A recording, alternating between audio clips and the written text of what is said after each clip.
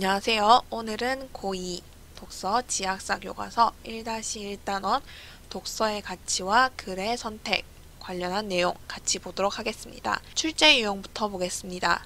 독서론의 글쓴이가 생각하는 독서의 효용, 목적, 올바른 독서 방법을 묻는 문제가 출제되었고요. 두 번째, 어떤 책부터 읽으면 좋을까요는 내용과 관련하여서 글쓴이가 생각하는 좋은 책을 고르는 방법 세 가지, 그래서 그 기준과 이에 해당하는 예시를 묻는 문제가 출제되었습니다. 그럼 독서 원리의 지문 분석 함께 해보도록 하겠습니다. 인간은 왜 독서를 하고 또 해야 하는가? 그래서 우리 의문을 제기하면서 문단을 시작하고 있습니다. 독서란 말 그대로 글을 읽는 행위이다. 그래서 독서의 정의를 이야기하고 있고요.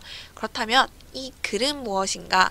시공간적으로 떨어진 필자와 독자가 의사소통하는 수단이자 매개물이다. 다시 정의 활용해서 글에 대해서 이야기하고 있습니다. 그러므로 독서란 무엇인가? 서로 다른 개인과 집단, 그리고 지역과 시대가 만나서 서로의 지식과 지혜, 삶과 문화를 주고받는 행위, 서로 소통하는 행위이다. 라고 하면서 자신이 제시한 질문에 대한 대답을 하고 있습니다. 문답법 활용하여서 글의 내용을 전개하고 있어요. 첫 번째 단락, 독서의 의미입니다. 두 번째 단락, 이러한 독서를 통해서 인간은 개인의 성장과 사회의 발전을 이루게 되는데요. 구체적으로 사람들은 글 읽기를 통해서 세상에 대한 지식을 획득하고 또 논리적이고 창의적인 사고력을 갖추게 되며 인간의 삶을 이해하고 풍부한 정서와 바람직한 가치관을 형성하게 됩니다. 전부 개인의 성장에 해당하는 내용이고요. 두 번째, 사회적으로 사람들은 독서를 통해서 공동체의 사고와 문화를 공유함으로써 집단의 정체성을 확보하는 한편 또 시공간의 제약을 뛰어넘어서 각 공동체끼리도 문명을 주고받음으로써 인류 전체의 문명과 문화를 발전시킬 수 있었다. 그러면 사회의 발전을 이루게 되었다라고 짧게 이야기할 수 있겠죠. 독서의 가치, 개인의 성장과 사회의 발전을 이루게 됩니다. 그렇다면 우리는 어떠한 책을 읽어야 할까요? 다시 중심 화제와 관련된 질문을 제시하고 있습니다. 그리고 바로 답하고 있는데요. 가장 먼저 고려해야 하는 것은 무엇이다? 독서의 목적이다. 독서의 목적은 크게 실용적인 목적과 교양 및 여가를 위한 목적으로 나눌 수 있는데 실용적 목적의 독서부터 이야기합니다. 예에는 일상생활에서 부딪히는 여러 가지 문제를 해결하기 위한 독서, 그리고 다른 사람들과의 관계를 형성하고 유지하기 위한 독서, 마지막으로 학업 성취를 위한 독서 등이 포함될 수 있다. 그래서 구체적인 예시를 들어서 실용적 목적의 독서에 관해서 설명하고 있는데요. 이 부분에 관련되어서 여기 관계를 형성하고 유지하기 위한 독서를 교양 및 여가를 위한 목적의 독서와 구분할 수 있어야 합니다. 문제에 친구들과 문화 공유 및 유지를 위한 소설 읽기를 여가와 교양을 위한 독서에 넣어놓고 이게 틀린 선지로 출제되었는데요. 여기 친구들 때문에 소설을 읽었기 때문에 소설책을 읽는다 하더라도 이건 실용적 목적에 포함하여야 합니다. 자, 이러한 글의 경우에는 대체로 글의 범위가 제한되어 있어요. 그래서 그 안에서 우리는 목적에 더 부합하는 양질의 것, 질 좋은 것을 골라 읽기만 하면 됩니다. 하지만 여가와 교양을 위한 독서는 목적이 바뀌었기 때문에 그 성격도 조금 달라지는데요. 이러한 독서에서는 우리 읽어야 할 범위가 정해져 있지 않고 열려 있어요. 여가를 위한 독서에는 우리 범위를 정해 놓을 수가 없겠죠. 그리고 교양을 위해 읽는 분야는 내가 어떠한 분야에 관심과 흥미가 있는지에 따라서 다양한 범위의 책을 읽을 수 있기 때문에 역시 그 범위가 매우 넓습니다. 이러한 책을 고를 때에는 따라서 자신의 흥미와 수준을 먼저 고려해야 하고요. 그 중에서도 가치 있는 내용을 담고 있는 책을 선택하여야 합니다. 그럼 가치 있는 내용을 담은 책 어떻게 찾을 수 있느냐? 세 번째 부분에서 이야기를 하고 있죠.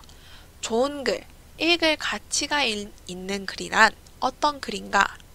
이에 관해서는 사실 모두가 다르게 생각한다. 하지만 일반적으로 좋은 글이란 공동체가 지향하는 바람직한 가치를 담고 있으면서도 동시에 개인은 이를 통해서 생각의 폭을 넓힐 수 있는 글이어야 한다 라고 하면서 일반적인 의미의 좋은 글에 대해서 이야기를 하고 있고요. 하지만 이게 절대적이지 않습니다.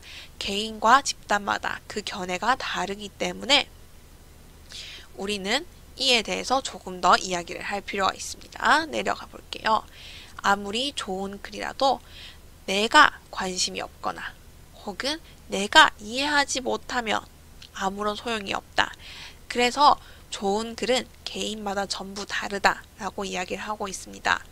따라서 읽을 글을 고를 때에는 내가 이미 제시된 내용들을 살펴보거나 혹은 필자에 관한 정보를 읽어보거나 선행 독자가 남겨놓은 정보들을 고려하여서 기준은 누구? 나. 자신의 관심이나 수준에 적합한 것인지 가늠해 보는 것이 필요합니다. 그럼 이러한 능력을 어떻게 하면 기를 수 있을까요? 처음부터 좋은 글을 고를 수 있는 능력이 주어지면 좋겠지만 좋은 글을 고를 수 있는 능력도 하루아침에 이루어지는 것이 아니기 때문에 나는 시행착오를 겪어가면서 끊임없이 꾸준하게 독서를 하다 보면 이러한 능력을 기를 수 있게 된다라고 이야기를 하고 있습니다. 마지막, 좋은 글을 선택하는 능력을 기르는 방법.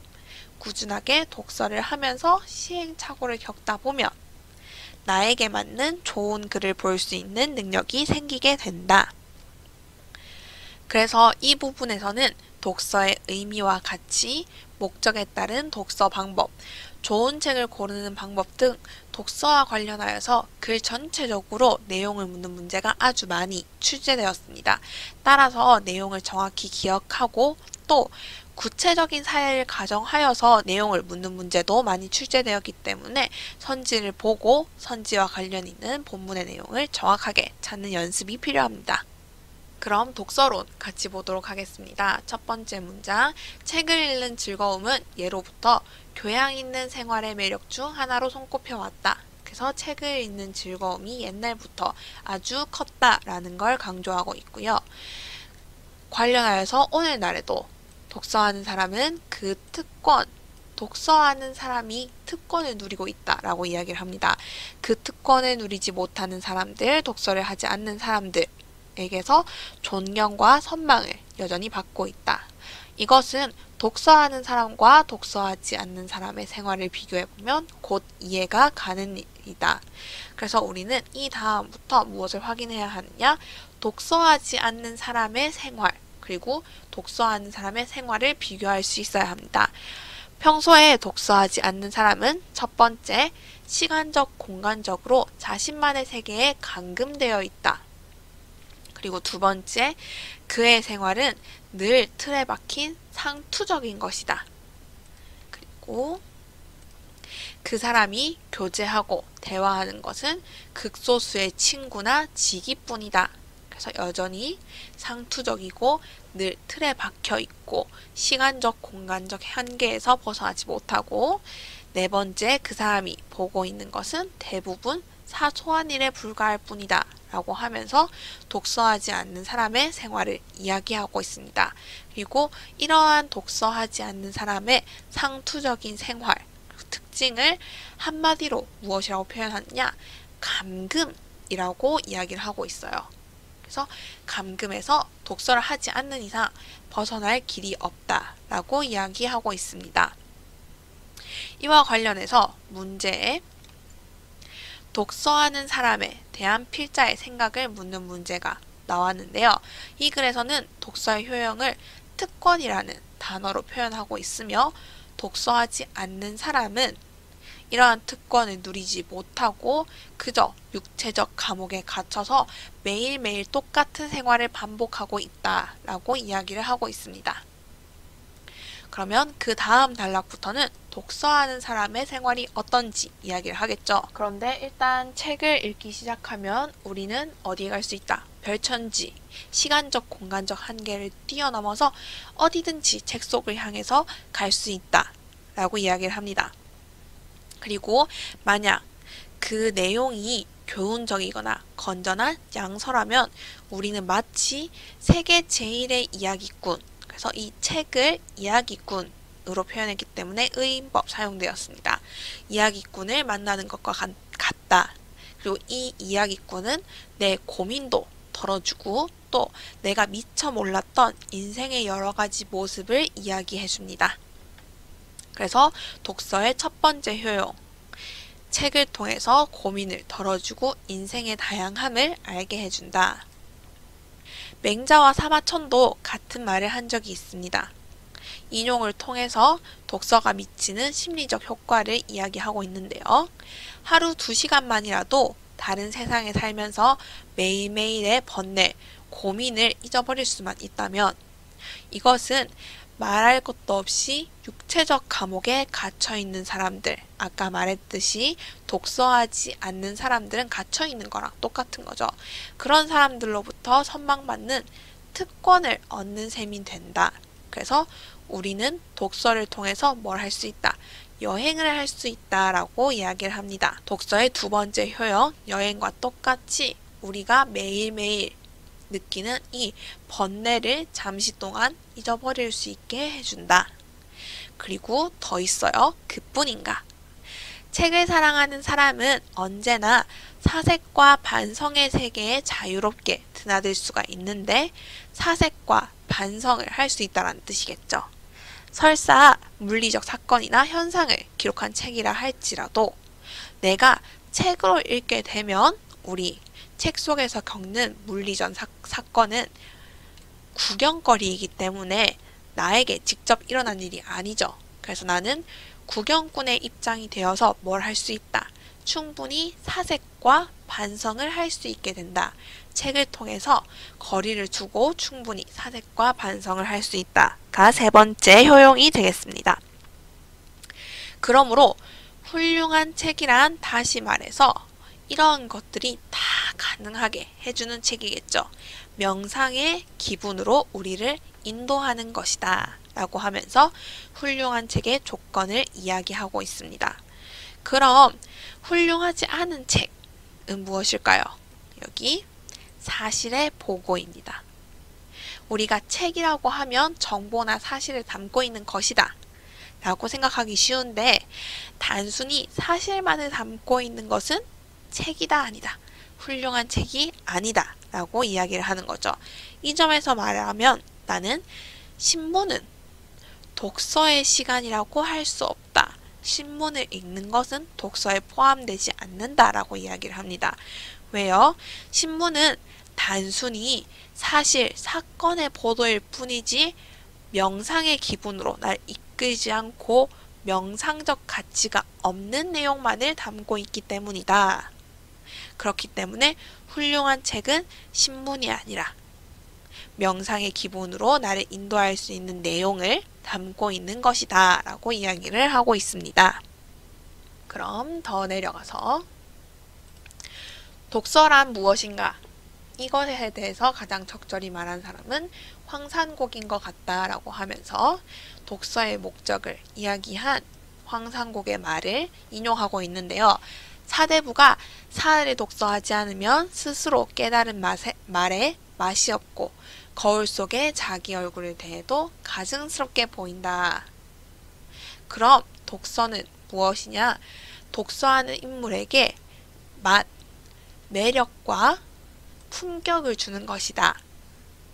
그래서 이렇게 매력을 더하고 품격을 더하는 독서야말로 진정한 예술이라고 부를 수 있는 것이다 라고 이야기하면서 독서의 목적을 밝히고 있습니다. 독서의 목적 무엇인가요? 매력이나 품격을 더하는 것이죠. 이와 관련해서 정신 향상이 독서의 목적이 될 수는 없다라고 이야기를 하고 있습니다. 왜냐? 내가 책을 읽으면서 내 정신을 향상시켜야지, 내 정신을 뛰어나게 만들어야지라고 하면 즐거움이 모두 사라지기 때문이다. 그런 것을 생각하면서 책을 읽다 보면 우리 다 한 번쯤 해봤죠? 이 책을 읽어야 해. 그래서 지식을 넓혀야 해. 라고 생각하면 그것은 마치 악몽과도 같다. 라고 이야기를 하고 있습니다. 그래서 즐거움을 느끼지 못하고 자신을 채찍질하여서 셰익스피어를 읽고 소포클레스를 읽고 또 오피트 책꽂이를 읽고 햄릿을 읽으면 전부 소용이 없다. 단지 읽었다라고 말할 수 있을 뿐이고 이를 통해서 나는 아무것도 얻을 수 없다. 학식이 결코 깊어지지 않는다는 걸 이야기하고 있습니다. 이렇게 의무감으로 책을 읽는 사람들은 독서법을 모르는 사람들이며 독서를 과제로 삼는 것은 의무감으로 독서를 하는 것은 결국 무엇이냐? 서류나 보고서를 읽어보는 것과 같다. 결국 자료를 모으는 것이지 독서 하는 것은 아니다. 진정한 독서가 아니다. 라고 이야기를 하고 있습니다. 이것과 관련하여서 우리 선지 어떻게 나왔? 셰익스피어, 소포클레스, 햄릿 등의 예를 들어서 정신 향상을 위한 독서가 가치 있음을 강조하고 있다라는 틀린 선지로 나왔는데요. 꼭 기억해야 합니다. 정신 향상, 이것을 목적으로 하여서 꼭 해야지 의무감으로 독서를 하는 것은, 과제처럼 독서를 하는 것은 의미가 없고 진정한 독서가 될 수 없다. 아무것도 얻을 수 없음을 필자는 강조하고 있습니다. 다시 황상국의 말을 인용하고 있죠. 황상국에 따르면 그럼 독서는 무엇이냐? 인간의 용모의 매력을 더하고 그 담화에 풍미를 주는 것이다. 당연히 이때 용모의 매력이라 하는 것은 단순한 미모는 아닙니다. 그래서 황상국이 이야기하는 매력 그리고 풍미에 대해서 우리가 알고 있어야 되는데요. 구체적인 예시를 통해서 우리가 이것을 더 잘 이해할 수 있습니다. 어떤 사람은 좀 추해도 외면적으로는 매력이 없더라도 내면 때문에 매력이 있는 얼굴이 있고 또 겉으로 보기에는 아주 아름다워도 전혀 멋이 없는 얼굴도 있다. 내 친구 중에서는 누가 있느냐? 머리 모양이 폭탄 같은 사나이가 있는데 그는 첫 번째에 해당하겠죠. 추해도 매력이 있는 얼굴입니다. 그리고는 다음 단락에서 더 구체적으로 이해를 돕고 있어요. 사진상으로 말한다면 내가 생각했을 때 이 매력이 있는 얼굴은 체스터턴의 얼굴이다. 그는 어떻게 생겼느냐? 콧수염과 안경과 눈썹과 주름 잡힌 미간의 선들이 마치 뭐 같다? 악마처럼 어우러져 있다. 그래서 겉만 봤을 때에는 우리가 아름답다라고 이야기하기는 조금 어려운 얼굴이 상상이 되겠죠. 하지만 이 모습을 본 사람들은 어떤 느낌을 받느냐? 그의 이 이마 속에는 숱한 사상들이 약동하고 있으며 묘하게 사람을 쏘아보는 눈이 언제든지 튀어나올 듯한 느낌을 받는다. 그래서 체스터턴의 얼굴은 이렇게 생겼지만 그 속에서 우리는 무엇을 느낄 수 있다? 내면의 사색이 느껴진다 라고 이야기를 하고 있습니다. 이러한 얼굴이 황산곡이 좋아하는 얼굴이며 내가 좋아하는 얼굴인데요. 다시 정리를 하면 외향적으로 아름다운 얼굴이 아니라 사색으로 형성된 얼굴이고 사색으로 매력을 더한 얼굴임을 상상할 수 있겠습니다. 그래서 글쓴이는 체스터턴을 예시로 들어서 이 매력이 외면적인 것이 아니라 내면적인 아름다움이고 또 독서를 통해서 우리가 이를 더할 수 있음을 이야기하고 있습니다. 그래서 독서의 목적은 무엇이다? 용모의 매력을 더하고 또 담화의 풍미를 더하는 것이다. 그럼 이러한 매력을 더하기 위해서 어떻게 해야 하느냐? 다음 단락에 나옵니다. 담화의 품격은 오로지 독서 방법에 달려 있다.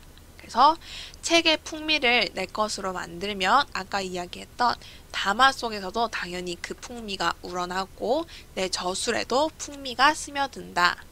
그렇기 때문에 나는 독서의 열쇠가 바로 이 풍미나 취미라고 생각을 한다.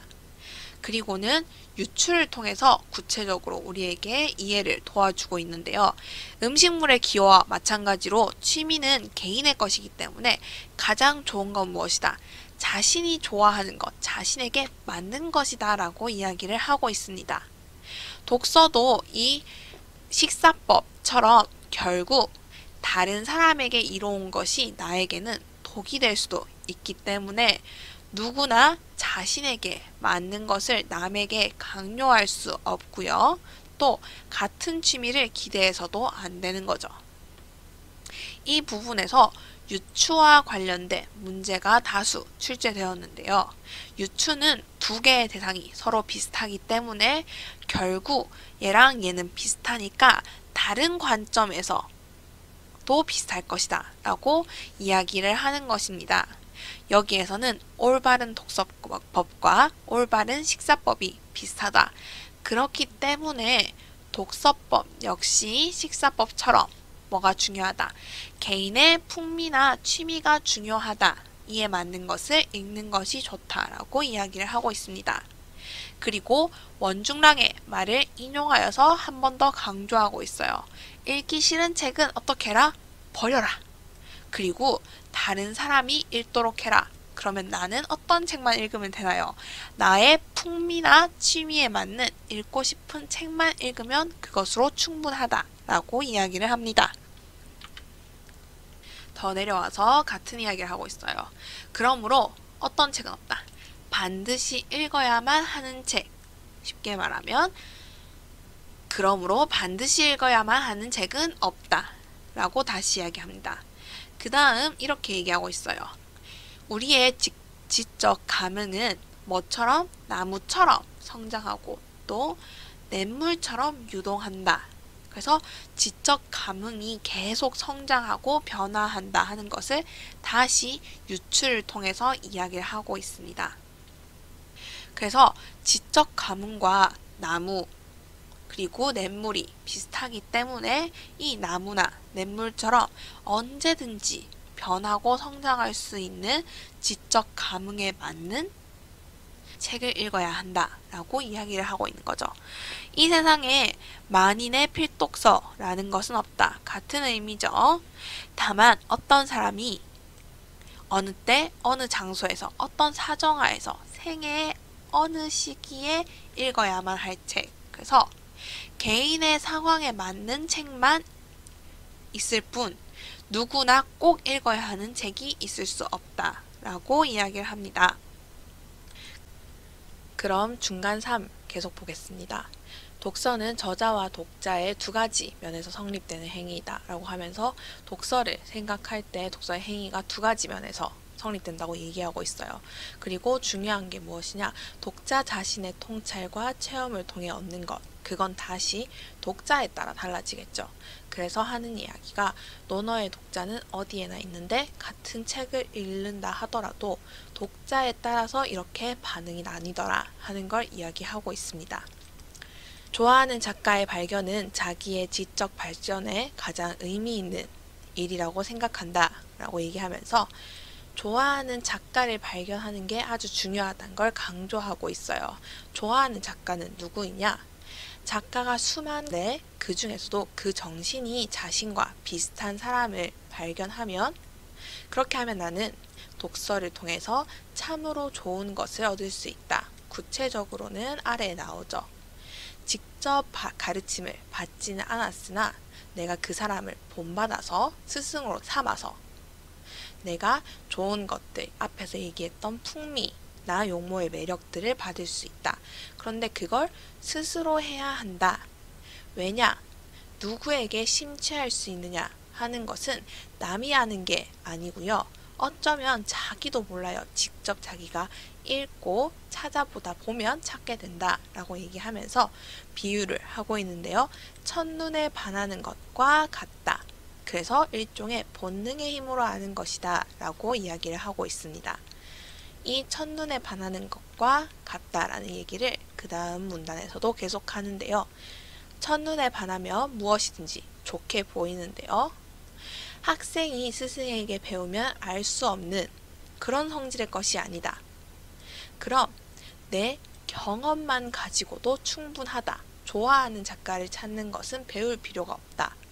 독서의 경우도 마찬가지예요.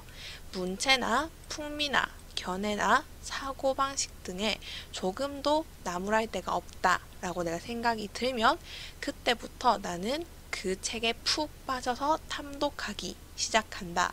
그래서 첫눈에 반하는 거 누가 가르쳐줘서 아는 게 아니고 스스로 알게 되는 거죠. 그거랑 좋아하는 작가를 찾는 것이 같다라고 계속 이야기를 하고 있습니다. 본래부터 정신적 친화력으로 결부가 되어 있는 까닭에 나와 좋아하는 작가는 정신적으로 비슷하고 친화력이 있기 때문에 나는 그 사람의 모든 걸 흡수하고 소화할 수 있어요. 그래서 작가가 주문을 외우면 나는 그에 홀리고 따라서는 점점 그와 닮아간다. 이렇게 문제상의 연인, 다시 말해서 내가 좋아하는 그 작가한테 빠지면 그 작가를 통해서 자기 영혼의 양분을 남김없이 흡수하여서 소화할 수 있다. 그래서 마지막 부분, 좋아하는 작가를 발견해서 나는 이러한 효과를 얻을 수 있다 하면서 글 마무리해 보겠습니다. 그 다음 제재 어떤 책부터 읽으면 좋을까요? 는 우리 좋은 책을 선택하는 방법에 집중을 하면서 읽어볼게요. 이 사람은 지금 편지를 쓰는 듯한 이야기를 하면서 하고 싶은 말이 나는 좋은 책을 선택하는 방법, 목록을 보내주고 싶다. 하지만 스스로 한 권씩 짠 목록이 가장 좋다라고 먼저 결론을 이야기하고 있어요. 스스로 짜야 하는데 그와 관련된 자신의 경험을 다음 문단에서 이야기를 합니다. 자기가 이탈리아로 여행을 갔을 때 라오콘 군상을 보고 내가 공부라고 했던 것이 얼마나 한심한 것이었는지 알게 되었다. 그래서 나는 이미 라오콘에 대해서 알고 있었어요. 근데 공부로 얻은 지식이 이 실질적인 라오콘 군상을 보는 경험을 통해서 아, 정말 한심한 것이었다 하는 걸 깨닫게 된 거죠. 그래서 직접 실질적으로 체험을 하고 나니까 나는 결국 공부를 통해 얻은 지식이 정말 한심한 것이고 실질적으로 체험하는 것이 더 중요하구나라는 걸 깨달았다 하고 책의 목록을 작성하게 된 계기를 이야기하고 있습니다. 그래서 마지막 부분에 보면 제임스 조이스가 말하는 에피파니의 순간이 나한테도 있었다. 바로 이때일 것이다 라고 이야기를 하는데요. 이유는 이거죠. 라오콘 군상을 직접 보니까 내가 이제까지 생각했던 공부를 통해 얻은 지식이 한심한 것이고 체험이 바로 중요하다라는 걸 깨달았기 때문에 이 순간, 우연한 순간에 얻은 깨달음의 순간이라고 할 수 있게 되었다. 그래서 그때부터 나는 여행을 위한 책 목록을 갖게 되었는데요. 두 가지로 이루어집니다. 실질적인 정보를 주는 책, 그리고 하나는 도시에 대한 수필이나 역사책들로 채우는데요. 이러한 책들은 방랑기, 여행기뿐만 아니라 자신의 나라에 관해 쓴 글이라고 하면 소설까지도 전부 들어가게 됐습니다. 그래서 이러한 도시에 대한 책들이 처음에는 수필 역사책이었다가 나중에는 소설까지 확장되었고요. 그 이후로도 필자가 읽은 책들이 계속해서 예시가 나옵니다. 그래서 나는 이러한 책들을 모두 읽었습니다. 그리고는 고리오 영감을 인용하여서 더욱더 구체적으로 이야기하고 있어요. 당시에 읽었던 책들을 펼쳐보는 것만으로도 저는 제가 얼마나 여행에 깊이 빠져 있는지 느낄 수 있습니다. 그래서 필자는 자신의 흥미인 여행에 맞는 독서를 하였고요. 이것을 다시 비유적으로 어떻게 표현하느냐? 발자크가 표현한 수심 측정기를 던지는 여행을 하고 싶었습니다. 라고 이야기를 합니다. 이 부분 문제가 어떻게 출제되었냐? 수심 측정기는 여기서는 마치 파리가 끊임없이 숨겨진 이야기들이 있는 장소이기 때문에 수심 측정기를 던져서 그러한 이야기들을 알고 싶다 하는 내용의 표현이었는데요. 이 부분을 바꿔서 고리오 영감에서 고리오 영감이 정말 던졌다 라는 내용 확인하는 틀린 선지로 출제되었습니다. 그 다음 계속 볼게요. 어떤 장소에 도착하는 법, 이건 앞서 말했던 실질적인 정보, 공부를 통해 얻을 수 있는 정보죠. 이런 것들은 내 관심사가 아니에요. 나는 숨겨진 이야기, 신비로운 이야기들에 관심이 있었습니다. 그리고 이러한 이야기를 통해서 내가 하고 싶었던 여행, 수심 측정기를 던지는 여행은 정신의 여행이 됩니다. 정신의 여행을 즐기기 위해서 나는 책들을 좀 정리해야 했어요. 책들이 너무 많아지니까 나는 책들을 정리하는데 어떤 책들을 남기게 되느냐? 결국 실질적인 정보가 있는 책을 버리고 영원한 것, 앞서 말했던 두 번째 기준에 부합하는 책들이겠죠. 그래서 이러한 책들을 택하기로 결정했습니다. 그때부터 필자는 정보보다는 이야기에 계속 집중을 합니다. 저 자신과 제가 좋아하는 것, 최고의 여행과 관련된 건 결국 정신, 이야기와 관련된 여행이었던 거죠. 그리고는 자신의 여행기를 이렇게 표현합니다. 저는 좋은 여행기는 천일야화처럼 이야기가 있는 여행기여야 한다고 생각하기 때문에 결국 자신은 천일야화풍의 이야기 목록을 갖게 되었습니다. 라고 이야기하는데요. 그럼 우리가 기억해야 하는 거, 천일야화풍의 여행기 목록은 결국 영원한 것 혹은 삶의 이야기들을 담은 것이다 하는 것을 우리가 알고 있어야 합니다. 두 번째 작성법에 대해서 이야기를 합니다. 바로 책 속의 책을 따라가는 방법인데요.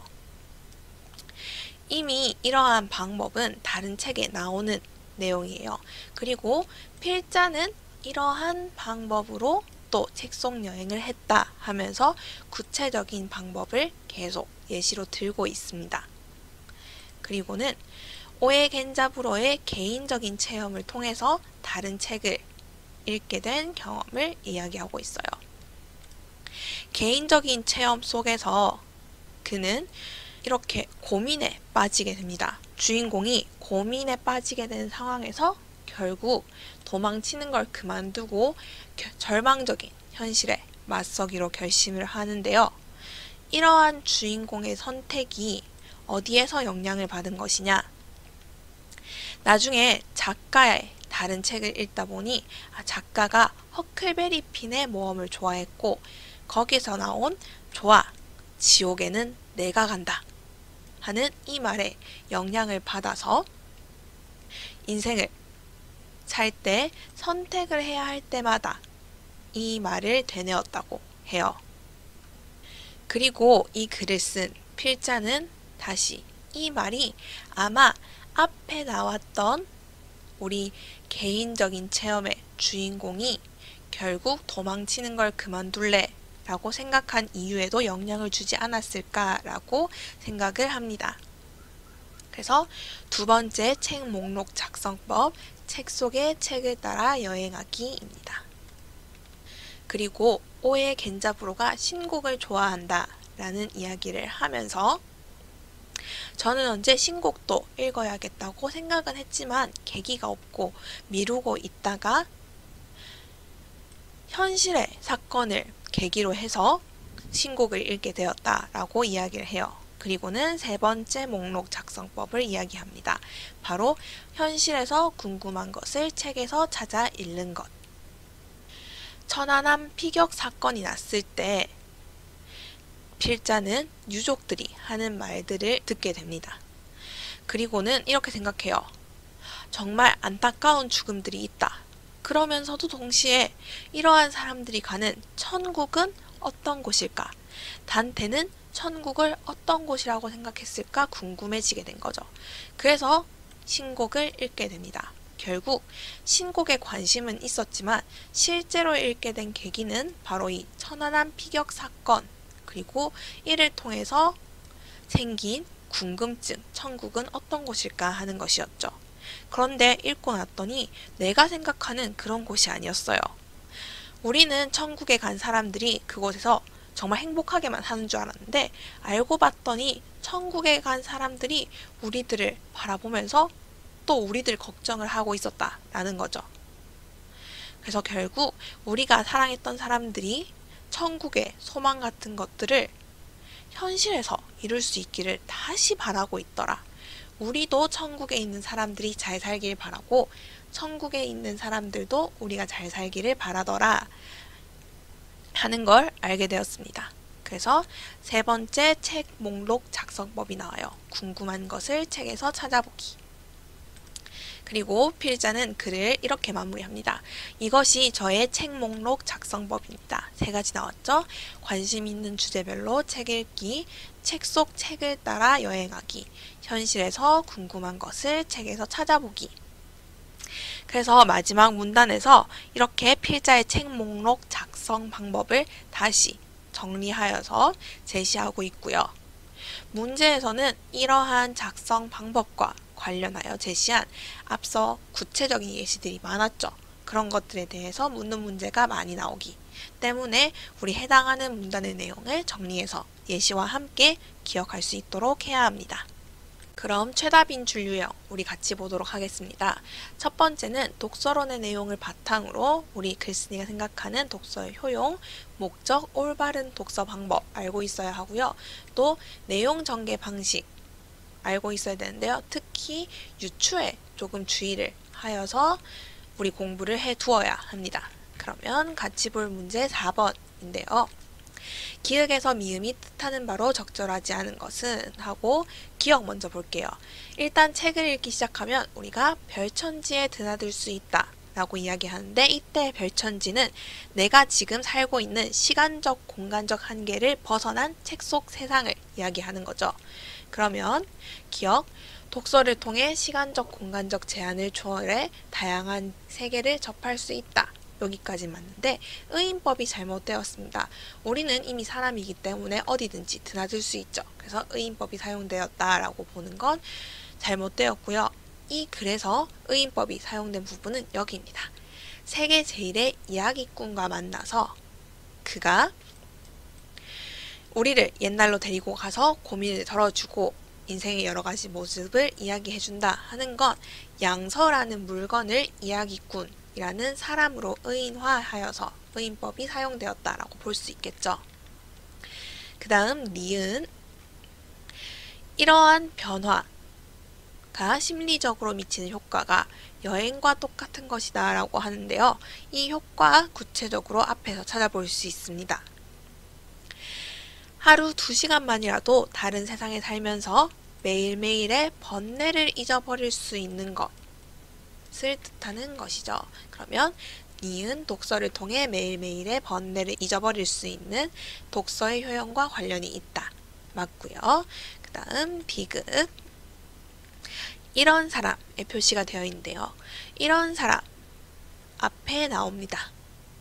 책을 읽어야 한다, 무조건 읽어야 한다, 읽어서 지식을 넓혀야 한다. 정신 향상을 지금 목적으로 두고 독서를 하는 사람이겠죠. 그럼 이런 사람은 여기 그대로 있네요. 정신의 향상을 위해 의무감에서 책을 읽어야 한다고 생각하는 사람을 가리킨다. 맞고요. 4번 리을, 황상곡이 생각하는 독서의 목적 한번 확인해 볼까요? 인간의 용모에 매력을 더하고 그 담화에 풍미를 주는 것. 앞에 황상곡에 따르면 독서의 목적으로 인정할 만한 것은 하고 얘기하고 있기 때문에 맞죠? 그 다음 마지막 미음, 체스터턴의 얼굴인데요. 사진상으로 보았을 때 서구의 문인 중 내가 가장 아름답다고 생각하는 얼굴이고요. 그 이유는 바로 사색으로 형성된 얼굴이기 때문입니다. 그러면 독서가 독서하는 인물에게 매력을 더하는 데 있음을 뒷받침하는 사례이며 사색으로 형성된 얼굴이다. 맞겠죠? 그래서 5번이 정답이 되겠습니다. 그러면 내려가서 유형 두 번째 것도 한번 확인해 볼게요. 빈출 유형 두 번째, 어떤 책부터 읽으면 좋을까요의 내용과 관련하여서 제일 중요한 거, 글쓴이가 생각하는 좋은 책을 고르는 방법과 관련된 문제가 많이 나왔고요. 우리 이때 계기, 그리고 실제 그에 해당하는 책들을 모두 연결지어서 알 수 있어야 합니다. 그러면 문제는 13번. 가의 기억에 대한 설명으로 가장 적절한 것은 한번 볼게요. 가의 기억은 첫 번째 책을 선택하는 방법입니다. 천일여학풍의 여행기 목록을 필자는 만들 수 있었어요. 어떻게 만들었느냐? 자신의 흥미나 관심사인 여행과 관련된, 여행 속 이야기에 관련된 책들을 모은 거죠. 그러면 이러한 목록은 첫 번째, 여행지의 자연 생태계를 소개하는 것 아니고요. 두 번째, 실질적인 정보가 담긴 여행기. 앞서 필자가 여행을 위해서 책 목록을 만들었을 때 실질적인 정보가 담긴 여행기도 포함되어 있었어요. 하지만 시간이 지나면서 필자가 원하는 여행을 하기 위해서, 정신의 여행을 하기 위해서 필요한 책의 목록들이 점점 늘어나게 됐고, 결국 필자는 이러한 실질적인 정보는 변하는 것이기 때문에 자신의 책 목록에서 제외하게 됩니다. 그 다음 3번, 경관이나 경록, 실질적인 정보고요. 명소 역시 여기에 포함되겠죠. 그래서 결국 이 천일야화풍의 여행기 목록에는 여행지와 관련된 사람들의 다양한 삶의 이야기, 영원한 것, 그리고 필자가 흥미있어 하는 것, 정신의 여행과 관련된 책들만 들어가게 됩니다. 한 문제만 더 볼까요? 필수 유형 19번입니다. 윗글을 읽고 독자들이 나눈 독서 경험 및 느낌으로 적절하지 않은 것은 되어 있는데요. 1번, 평소에 학업 성취를 위한 독서를 많이 했는데 그러면 이러한 독서는 실용적 목적을 고려한 거였구나. 실용적 목적의 독서에는 어떤 것들이 있는지 여기에서 확인할 수 있죠. 학업 성취를 위한 독서 등이 포함된다. 맞고요. 두 번째, 앞으로 교양을 위한 독서를 할 때에는 흥미에 맞지 않아도 다양한 분야를 읽으려고 노력해야겠어 되어 있는데요.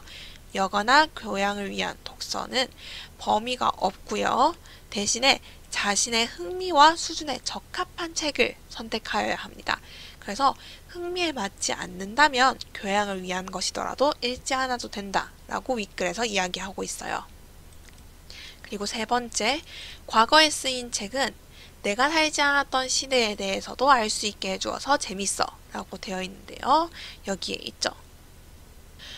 우리는 독서를 통해서 서로 다른 개인, 집단, 그리고 지역과 시대를 만나서 그때의 지식과 지혜, 삶과 문화를 주고받을 수 있어요. 그래서 여기에는 그때 사람들이 어떻게 살았는지 당연히 포함되어 있겠죠.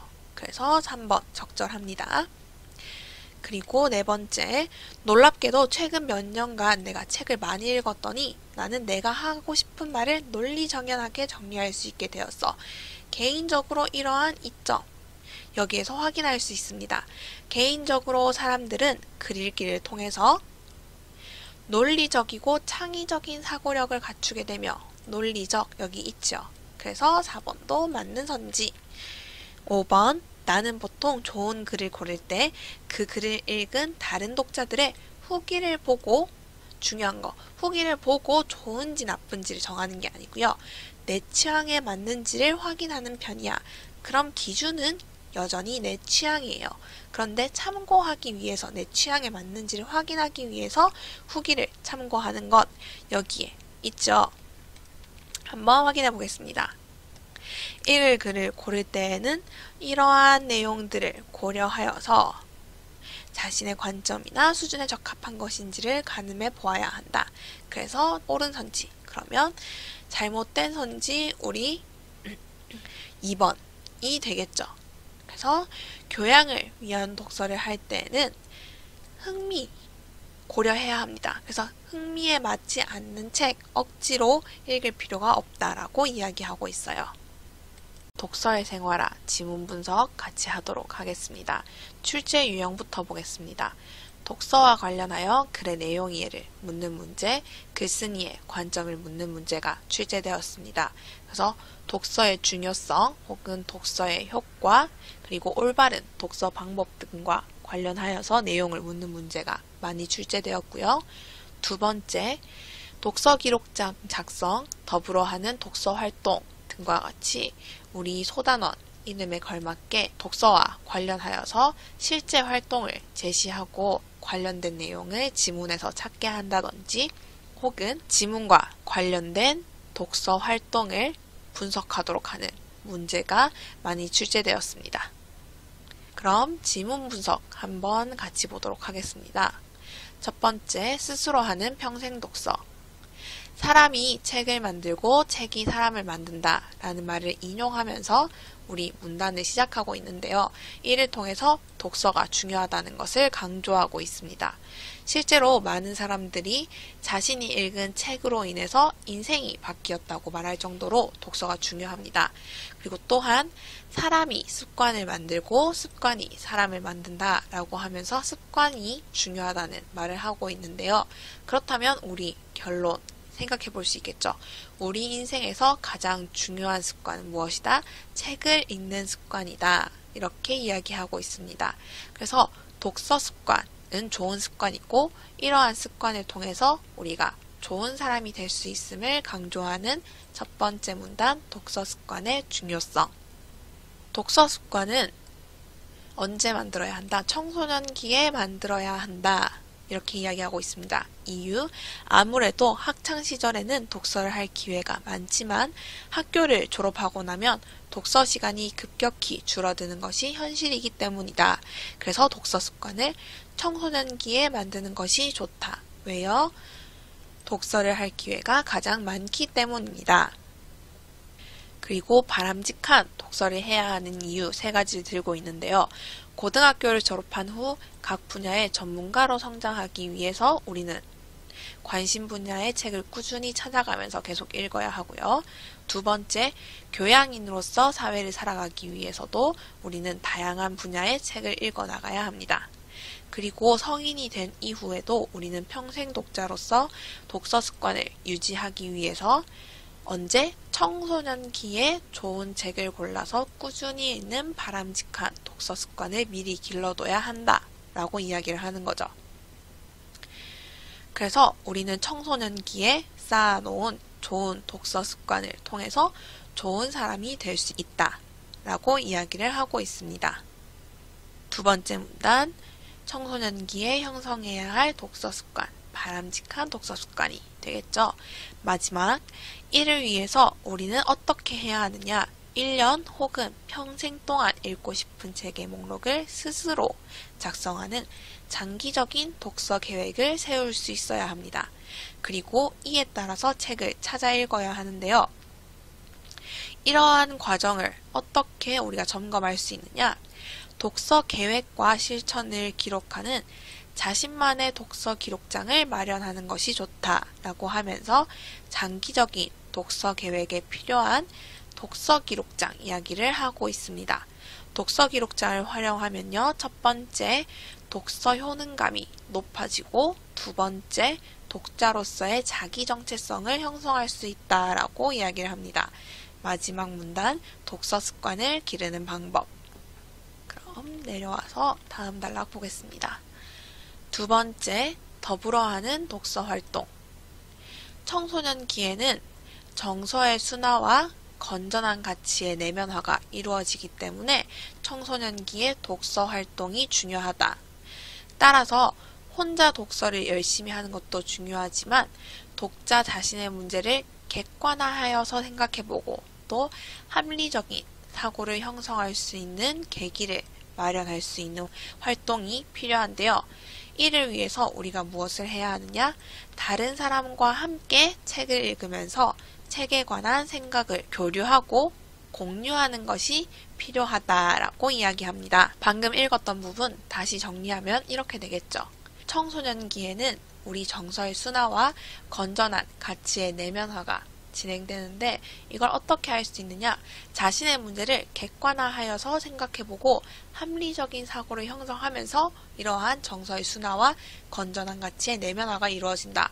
그럼 이걸 어떻게 할 수 있느냐? 구체적으로는 다른 사람과 함께 책을 읽으면서 책에 관한 생각을 공유하고 교류하다 보면 우리 자신의 문제를 객관화할 수 있고요. 합리적인 사고 형성하여서 정서의 순화와 건전한 가치의 내면화를 이룰 수 있더라.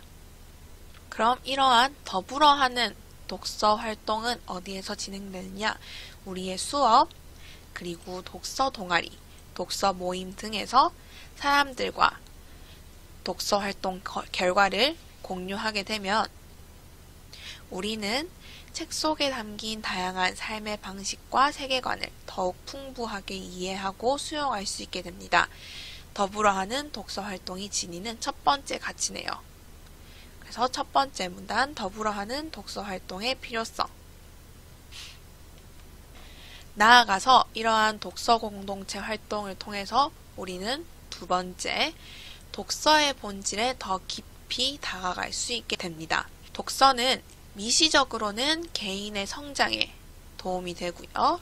거시적으로는 사회의 통합과 함께 문명 및 문화의 전승과 발전을 도모하는 행위입니다. 그럼 우리가 오늘 누리고 있는 이러한 문명은 다 독서를 통해서 우리가 정보를 공유했을 뿐만 아니라 또 공동체 공동의 관심사 및 상황에 맞는 글들을 함께 읽음으로써 정신적 유대감을 형성했기 때문에 가능했다. 이렇게 이야기를 하고 있습니다. 그러면서 오늘날의 독서 환경에 대해서 이야기를 하고 있는데요. 오늘날은 각종 매체의 도움으로 우리 시공간적 한계를 벗어나서 책에 대한 정보에 접근하기도 쉬워졌고요. 또 다양한 독서 공동체를 이루어서 더 쉽게 독서 경험을 공유할 수 있는 기회가 늘어나고 있습니다. 이 부분과 관련하여서 문제 어떻게 나왔는지 한번 볼게요. 각종 소셜미디어나 팟캐스트 등이 발전하여서 다양한 경험을 공유하지만 독서 경험은 포함되지 않는다의 틀린 선지로 출제되었는데요. 소셜미디어나 팟캐스트 등을 통해서 오히려 우리는 독서 경험을 공유할 수 있는 기회가 확대되었음을 확인할 수 있습니다. 또한 매체의 발달로 우리가 어떻게 독서 경험을 공유하고 있는지 구체적인 사례를 들어서 문제를 출제하기도 했는데요. 매체를 통해서 진행되는 독서 활동의 구체적인 사례를 우리가 떠올릴 수 있어야 합니다. 여기까지 더불어 하는 독서 활동의 의의가 되겠네요. 활동일 지문 분석 함께 해보겠습니다. 학문은 기쁨, 장식, 능력의 연마를 위해 도움이 된다라고 하면서 학문을 하며 얻는 세 가지 효용을 세 단어로 제시하고 있습니다. 그리고 학문의 기쁨으로서의 주된 효용은 다시 혼자 한가하게 있을 때, 그럼 이건 기쁨과 관련지어서 여가를 보낼 때 느끼는 즐거움을 연마할 수 있다 라고 생각할 수 있겠죠. 그리고 두 번째, 장식으로서의 그것은 담화를 나눌 때, 그래서 담화를 나눌 때 내 말을 장식할 수 있음을 우리가 뽑고 있습니다. 그리고 세 번째, 능력 연마로서의 그것은 일에 관한 판단과 처리에서 나타난다라고 얘기하고 있는데요. 세 번째는 조금 더 구체적으로 이야기하고 있습니다. 어떻게 나타나냐? 어떠한 일에 숙련된 사람은 일을 하나씩 처리할 수 있고요. 또 아마도 개개의 점에 관해서는 판단을 내릴 수 있을 것이다. 그럼 어떤 일을 계속해서 숙련된 사람은 하나씩 처리한다든지 혹은 하나씩에 관해서 판단을 내릴 수 있다. 하지만 전체에 걸친 숙려, 일의 계획이나 통제에 이르러서는 숙련된 사람보다 오히려 학문이 있는 사람에게서 나온 것이 가장 앞선다 라고 이야기하면서 학문을 통해서 어떠한 일에 대한 전체적인 판단 능력, 처리 능력을 기를 수 있다라고 이야기하고 있습니다. 하지만 이런 학문이라 하더라도 지나치게 많은 시간을 소비하는 것은 태만, 게으른 것이고 장식에 지나치게 많이 사용하는 것은 허영, 실속이 없는 거칠애이며 하나부터 10까지 무엇이든 학문의 법칙으로 판단하는 것은 학자의 기질이다 라고 하면서 학문에 과도하게 의존하지 않을 것을 경고하고 있어요. 그리고 학문은 천성을 완성하고 경험에 의해 완성된다. 그럼 결국 학문이 경험에 의해서 완성될 수 있다라고 하면서 경험도 그만큼 중요하다라는 걸 이야기하고 있죠. 다시 말해 천성의 능력, 내가 가지고 있는 건 자연 속의 식물과 같은 것으로서 비유적 학문을 가지고 가지치기를 해야 우리 천성을 완성할 수 있고요. 그리고 그렇게 천성을 완성하는 학문은 결국 다시 뭐가 필요하다? 경험이 필요하다. 경험에 의해 완성된다 라고 이야기를 하면서 학문할 때의 유의점을 이야기하고 있습니다. 그럼 더 내려가서요. 어떤 책은 그 맛을 음미하고 또 어떤 책은 송두리째 이해해야 되며 어떤 책은 다시 잘 씹어서 소화해야 한다라고 이야기를 하고 있어요. 조금 더 구체적으로 어떤 책은 일부분만 그 맛을 음미하면 되고 그러면 필요한 부분만 골라서 그 부분에 대해서만 읽으면 된다라고 이야기를 하는 거겠죠. 그 다음 어떤 책은 송두리째 통독은 하지만 동시에 자세히 문장 하나하나를 음미하고 뜯어볼 이유는 없으며 어떤 책은 처음부터 끝까지 정말 주의력을 집중하여서 구석구석 읽어야 한다라고 하면서 책의 종류에 따라 독서법이 달라지고 그러한 독서법 3가지를 지금 소개하고 있습니다. 그리고 한 가지가 더 나오는데요.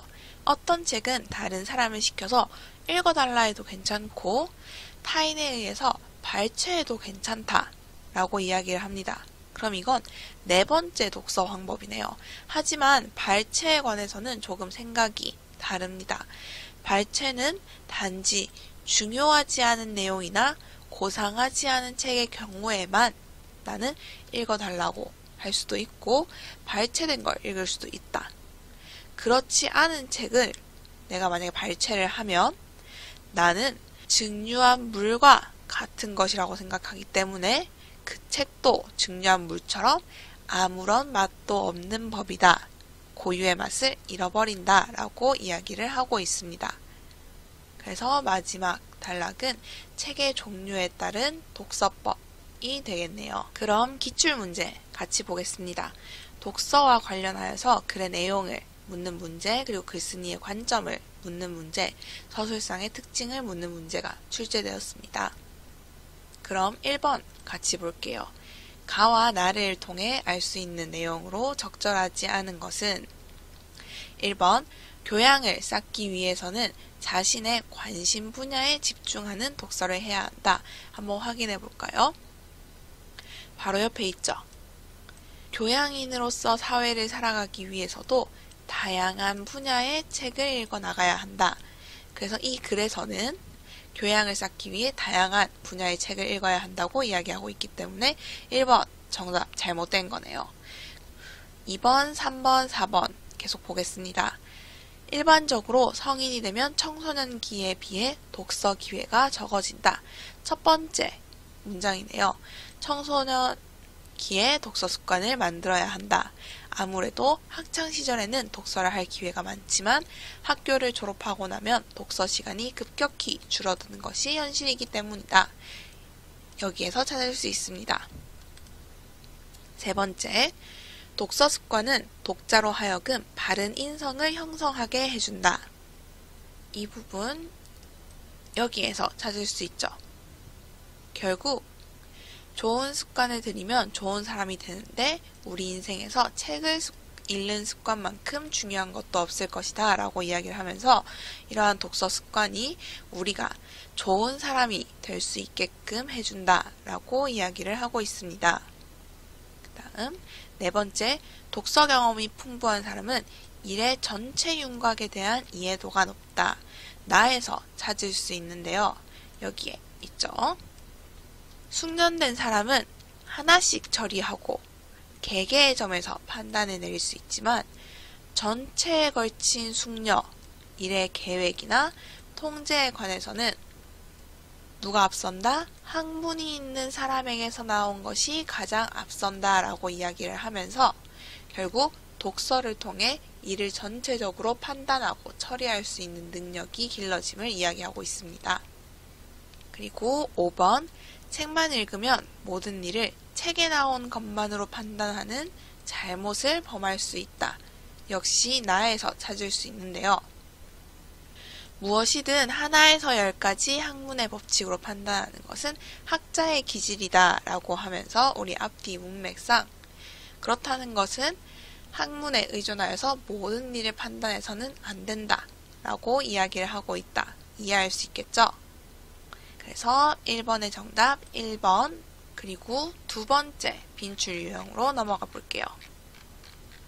두 번째 빈출 유형은 독서 기록장 혹은 독서 활동과 같이 글에서 언급된 활동에 관한 문제가 많이 출제되었습니다.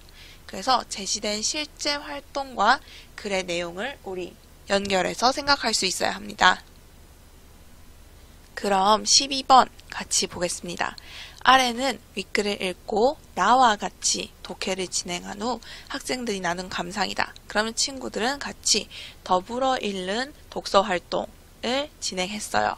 이때 윗글을 바탕으로 이야기한 친구 중에 가장 적절하지 않은 것은 1번 독해를 계속하다 보면 앞으로 나의 독서 이력을 계속 점검하고 확충해 나갈 수 있게 될 것 같아서 기대가 돼.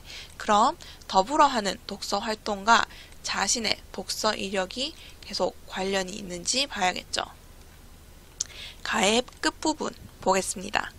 바람직한 독서 습관을 기르기 위해서 장기적인 독서 계획을 세울 수 있어야 하고 이러한 과정에서 자신만의 독서 기록장을 마련하면 자신의 독서 계획과 실천을 기록할 수 있고 또 자신의 독서 이력을 계속 점검하고 확충해 나갈 수 있게 된다라고 이야기를 하고 있어요.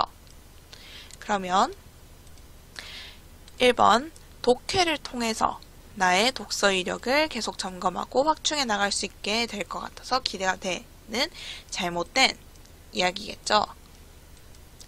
2번 주인공이 나라면 절대로 하지 않을 행동을 해서 읽을 때 답답했는데 그러면 혼자 읽을 때에는 주인공의 행동을 이해하지 못했는데 친구의 감상을 듣고 나니 주인공이 왜 이런 행동을 하게 되었는지 이해가 됐어 라고 이야기를 하고 있습니다. 나를 보면 우리 다른 사람과 독서 활동 결과를 공유하게 되면 책 속에 담긴 다양한 삶의 방식과 세계관을 풍부하게 이해하고 수용할 수 있다 라는 구절이 나오죠. 이 구절과 관련하여서 옳은 이야기다 라고 이해해 볼 수 있겠습니다. 세 번째, 예전에 이 책의 줄거리만 읽었을 때에는 내가 이 책이 이렇게 재미있을 줄 몰라서 제대로 느끼지 못했는데 역시 직접 책을 읽는 것과 줄거리만 읽는 것은 다른 것 같아 라고 이야기를 하고 있어요. 그러면 발췌했을 때와 발췌하지 않았을 때의 차이를 이야기하는 달을 한번 보겠습니다. 여기 있죠? 어떤 책은 발췌된 내용을 읽어도 좋다. 그러나 그것은 단지 중요하지 않은 내용이나 고상하지 않은 책의 경우에 한한다. 그렇지 않고 좋은 책 혹은 중요한 책을 발췌된 것으로 읽을 때에는 우리 아무런 맛도 없는 법이다 라고 하면서 제대로 그 재미를 느낄 수 없다는 걸 짐작할 수 있습니다. 그리고 4번, 내가 책을 읽으면서 공감한 부분, 그리고 친구들이 공감한 부분 서로 비슷해서 친구들이 더 친밀하게 느껴졌어. 친구들과 유대감을 느끼게 되었죠. 우리 나에서 확인해 보겠습니다. 공동체 공동의 관심사 및 상황에 맞는 글을 함께 읽음으로써 사회 구성원이 통합되고 정서적 유대감을 형성할 수 있다라는 내용이 있어요. 이 부분과 관련 지어서 생각할 수 있겠습니다. 그리고 마지막 5번, 친구들의 생각을 듣고 나니까 이 책을 읽은 다른 사람들의 생각도 궁금해졌어. 그래서 이 책을 다룬 팟캐스트, 매체가 발달하면서 새롭게 등장한 독서 활동 공유의 장이 되겠죠. 그래서 이 내용 역시 나에서 확인할 수 있습니다. 여기 A에 해당하는 부분이겠네요. 팟캐스트 등의 발전으로 우리 독서 경험을 공유할 수 있는 기회가 확대되고 있다. 그래서 우리 12번에 잘못된 것 1번 정답이 되겠습니다. 한 문제만 더 보도록 할게요. 글의 중심 내용과 그에 적절한 소제목을 찾는 문제, 그리고 글에 사용된 어휘와 관련된 문제 출제되었는데요. 우리는 오늘 12번 소제목과 관련된 문제 한번 풀어보도록 하겠습니다. 소제목은 글의 전체 내용을 반영할 수 있는 제목이어야 합니다. 그러면 다시 말해 글의 중심 문장을 묻는 문제 혹은 중심 생각을 묻는 문제와 동일하겠죠. 1번에서는 우리 독서 습관이 아주 중요하다. 그리고 독서 습관을 청소년기에 만들어야 한다. 그리고 이를 위해서는 장기적인 독서 계획을 세울 수 있어야 한다. 라고 이야기를 하고 있습니다. 따라서 우리 첫 번째 1에 들어갈 소제목은 평생 독서를 위한 바람직한 독서 습관이라고 찾을 수 있겠죠.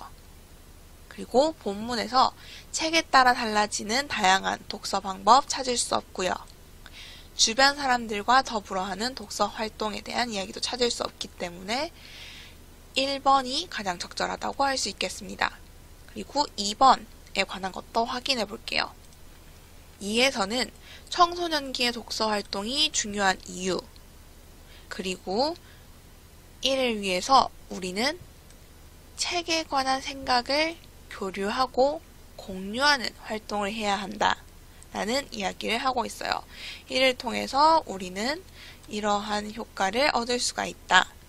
그리고 나아가 독서 공동체 활동을 통해서 독서의 본질에 더욱 깊이 다가설 수 있다라고 하면서 계속해서 독서 공동체 활동 혹은 더불어 하는 독서에 관한 이야기를 하고 있습니다. 따라서 2번 독서를 통해 이루는 청소년의 성장, 이 부분 앞에 언급이 있었지만 전체 내용을 아우르기에는 부족하죠. 그래서 안됨.